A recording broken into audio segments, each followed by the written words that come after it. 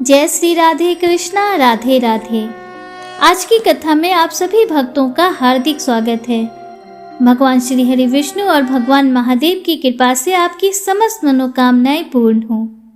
दोस्तों, आज हम लोग श्रवण करेंगे पौष मास की कथा का 8वां अध्याय। और आज के अध्याय के श्रवण से पहले हमेशा की तरह हम लोग रसपान करेंगे भगवान श्री कृष्ण और उनके एक सच्चे भक्त की बहुत ही प्यारी सी कथा का।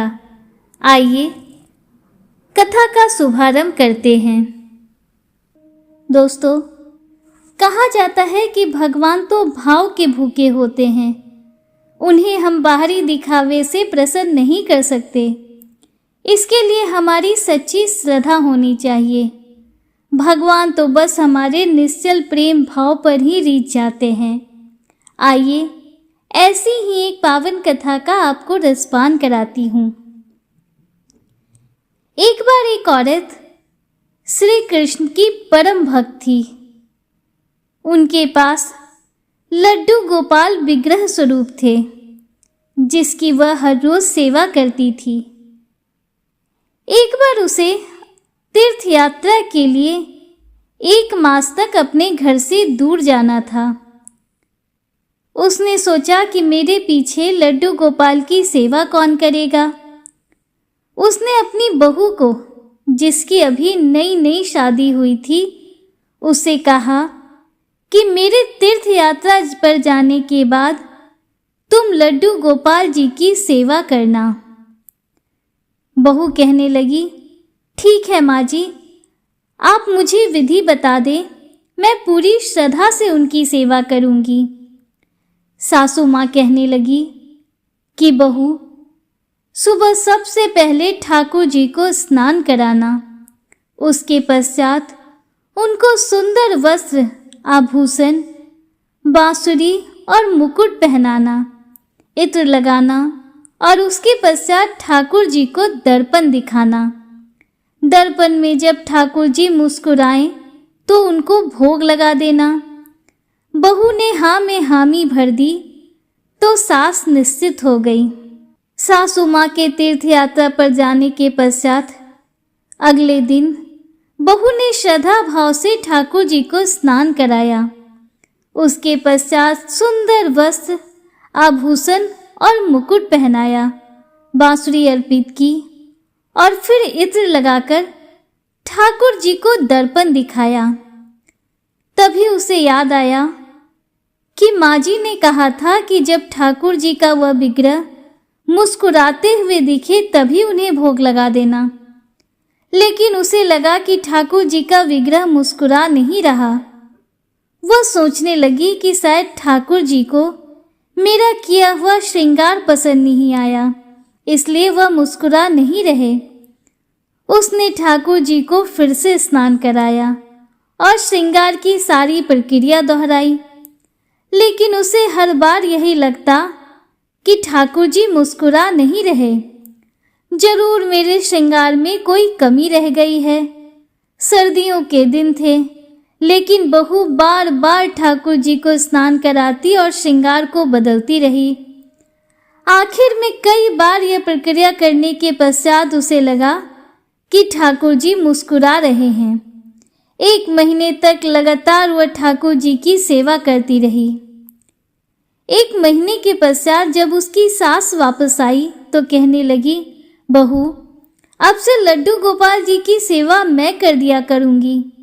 बहू कहने लगी, ठीक है माँ जी, जैसा आपको उचित लगे।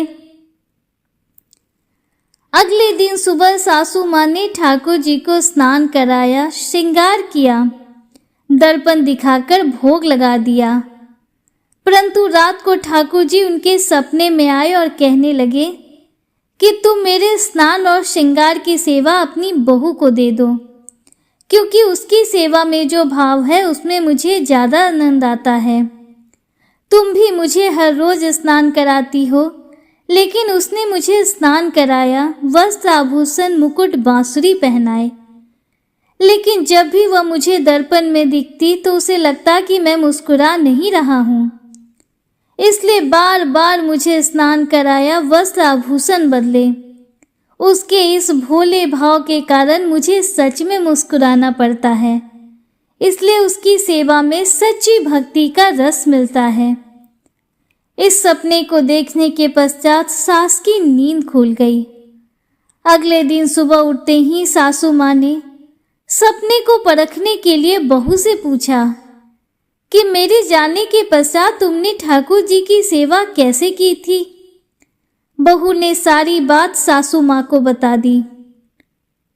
सास बहू से कहने लगी, तुम धन्य हो, तुम्हारे कारण मुझे स्वप्न में ठाकुर जी के दर्शन हुए। और बहू से कहने लगी कि ठाकुर जी चाहते हैं कि उनके स्नान और श्रृंगार तुम करवाया करो। यह कहते हुए सास ने अपना स्वप्न बहू को सुना दिया। दोस्तों, इसीलिए तो कहते हैं कि भगवान की सेवा सच्चे भाव से करनी चाहिए, क्योंकि वह सच्चे भाव पर रिझते हैं, बाहरी दिखावे पर नहीं। प्रेम से बोलिए लड्डू गोपाल की जय, राधा रानी सरकार की जय। दोस्तों, आइए पौष मास की कथा में आज के अध्याय का शुभारंभ करते हैं।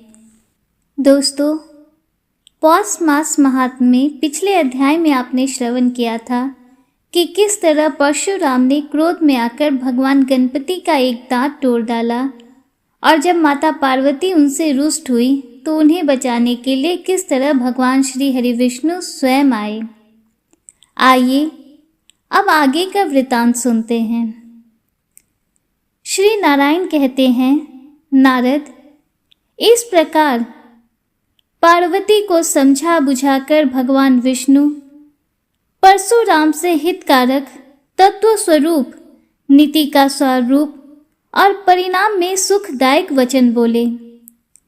विष्णु ने कहा, राम, तुमने अकल्याणकर मार्ग पर स्थित हो क्रोधवश जो गणेश का दांत तोड़ डाला है, इससे तुम श्रुति के मतानुसार इस समय सचमुच ही अपराधी हो। अतएव मेरे द्वारा बतलाए हुए स्त्रोत से देवश्रेष्ठ गणपति का स्तवन करके पुनः स्तोत्रों द्वारा जगत जननी दुर्गा की स्तुति करो। ये जगदीश्वर श्री कृष्ण की पराशक्ति एवं बुद्धि स्वरूपा हैं। इनके रुष्ट हो जाने पर तुम्हारी बुद्धि नष्ट हो जाएगी। ये सर्वशक्ति स्वरूपा हैं। जगत इन्हीं से शक्तिमान हुआ है। यहाँ तक कि जो प्रकृति से परे और निर्गुण है, वे श्री कृष्ण भी इन्हीं से शक्तिशाली हुए हैं। इस शक्ति के बिना ब्रह्मा भी सृष्टि रचना में समर्थ नहीं है। हम ब्रह्मा, विष्णु और महेश्वर इन्हीं से उत्पन्न हुए हैं। हे द्विजवर, पूर्व काल में जब असुरों ने देव समुदाय को अपने अधीन कर लिया था, उस भयंकर समय में ये सती संपूर्ण देवताओं के तेज से आविर्भूत हुई थी। तत्पश्चात श्री कृष्ण की आज्ञा से इन्होंने असुरों का वध करके देवताओं का पद उन्हें प्रदान किया। फिर दक्ष की तपस्या के कारण दक्ष पत्नी के गर्भ से जन्म लिया। उस जन्म में सती शंकर की भार्या हुई। पुनः पति की निंदा के कारण उस शरीर को त्याग कर इन्होंने शैलराज की पत्नी के गर्भ से जन्म धारण किया। फिर तपस्या करके योगेंद्रियों के गुरु शिव शंकर को पाया और श्री कृष्ण की सेवा से श्री कृष्ण के अंशभूत गणपति को पुत्र रूप में प्राप्त किया है। बालक, जिनका तुम नित्य ध्यान करते हो, क्या उन्हें नहीं जानते? वे भगवान श्री कृष्ण ही अपने अंश से पार्वती पुत्र होकर प्रकट हुए हैं। इसलिए जो मंगल स्वरूपा, कल्याणदायिनी, शिव परायणा, मंगल की कारण और मंगल की अधीश्वरी हैं, उन शिव प्रिया दुर्गा की तुम हाथ जोड़कर सिर झुकाकर शिवा के स्तोत्र द्वारा, जिसे पूर्व काल में त्रिपुरों के भयंकर वध के अवसर पर ब्रह्मा की प्रेरणा से शंकर जी ने स्तवन किया था, उससे स्तुति करो। हे नारद, यूं कहकर भगवान विष्णु शीघ्र ही बैकुंठ को चले गए। श्री हरि के चले जाने पर परशुराम हरि का स्मरण करके विष्णु प्रदत्त स्तोत्र द्वारा, जो संपूर्ण विघ्नों का नाशक तथा धर्म, अर्थ, काम, मोक्ष का कारण है, उन दुर्गा की स्तुति करने को उद्धत हुए। उन्होंने गंगा के शुभ जल में स्नान करके धुले हुए वस्त्र धारण किए, फिर अंजलि बांधकर भक्तेश्वर गुरु को प्रणाम किया, फिर आचमन करके दुर्गा को सिर झुकाकर नमस्कार किया। उस समय भक्ति के कारण उनके कंधे झुके हुए थे, आंखों में आनंद अश्रु छलक आए थे और सारा अंग पुलकायमान हो गया था। परशुराम ने कहा, प्राचीन काल की बात है, गोलोक में जब श्री कृष्ण सृष्टि रचना के लिए उद्धत हुए, उस समय उनके शरीर से तुम्हारा प्राकट्य हुआ था। तुम्हारी कांति करोड़ों सूर्यों के समान थी। तुम वस्त्र और अलंकारों से विभूषित थी। शरीर पर अग्नि में तपाकर शुद्ध की हुई साड़ी का परिधान था। नव तरुण अवस्था थी। ललाट पर सिंदूर की बेंदी शोभित हो रही थी। मालती की मालाओं से मंडित गुथी हुई सुंदर चोटी थी। बड़ा ही मनोहर रूप था। मुख पर मंद मुस्कान थी। अहो, तुम्हारी मूर्ति बड़ी सुंदर थी, उसका वर्णन करना कठिन है। तुम मोक्ष प्रदान करने वाली तथा स्वयं महाविष्णु की विधि हो। बाले, तुम सबको मोहित कर लेने वाली हो। तुम्हें देखकर श्री कृष्ण उसी क्षण मोहित हो गए।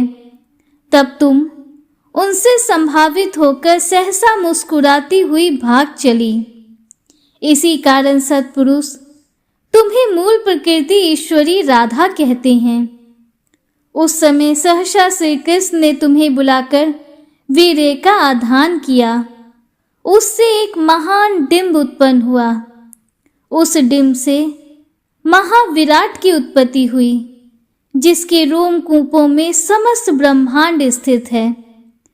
फिर राधा के श्रृंगार कर्म से तुम्हारा निश्वास प्रकट हुआ। वह निश्वास महावायु हुआ और वही विश्व को धारण करने वाला विराट कहलाया।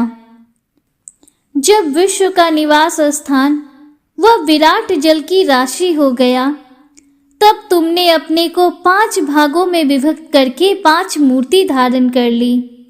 उनमें परमात्मा श्री कृष्ण की जो प्राण अधिष्ठात्री मूर्ति है, उसे भविष्यवेता लोग कृष्ण प्राणाधिका राधा कहते हैं। जो मूर्ति वेद शास्त्रों की जननी है, उस शुद्ध रूपा मूर्ति को मनीषीगण सावित्री नाम से पुकारते हैं। जो शांति तथा शांत रूपनी ऐश्वर्य की अधिष्ठात्री मूर्ति है, उस शुद्ध मूर्ति को संत लोग लक्ष्मी नाम से पुकारते हैं। अहो, जो राग की अधिष्ठात्री देवी तथा सत्पुरुषों को पैदा करने वाली है, उस शास्त्र की ज्ञाता मूर्ति को शास्त्रज्ञ सरस्वती कहते हैं। जो मूर्ति बुद्धि, विद्या, समस्त शक्ति की अधिदेवता, संपूर्ण मंगलों की मंगल स्थान और संपूर्ण मंगलों की कारण है, वही तुम इस समय शिव के भवन में विराजमान हो। तुम ही शिव के समीप शिवा, नारायण के निकट लक्ष्मी और ब्रह्मा की प्रिया वेद जननी सावित्री और सरस्वती हो। अंबिके, सूर्य की पत्नी छाया, चंद्रमा की भार्या सर्वमोहिनी रोहिणी, इंद्र की पत्नी सची, कामदेव की पत्नी रति, अग्नि की प्रिया स्वाहा, कुबेर की सुंदरी भार्या, ईशान की पत्नी शशिकला, मनु की प्रिया शतरूपा, अगस्त मुनि की प्रिया लोपामुद्रा, गौतम की पत्नी अहिल्या, सबकी आधार रूपा वसुंधरा, गंगा, तुलसी तथा भूतल की सारी श्रेष्ठ सरिताएं, ये सभी तथा इनके अतिरिक्त जो अन्य स्त्रियां हैं वे सभी तुम्हारी ही कला से उत्पन्न हुई हैं। तुम मनुष्यों के घर में गृह लक्ष्मी, राजाओं के भवन में राजलक्ष्मी, तपस्वियों की तपस्या और ब्राह्मणों की गायत्री हो। संसार में सबकी उत्पत्ति के कारण सारूपा, स्मृति, मेधा, बुद्धि अथवा विद्वानों की ज्ञान शक्ति तुम ही हो।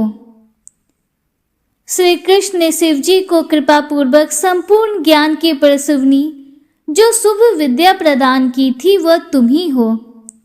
उसी से शिव जी मृत्युंजय हुए हैं।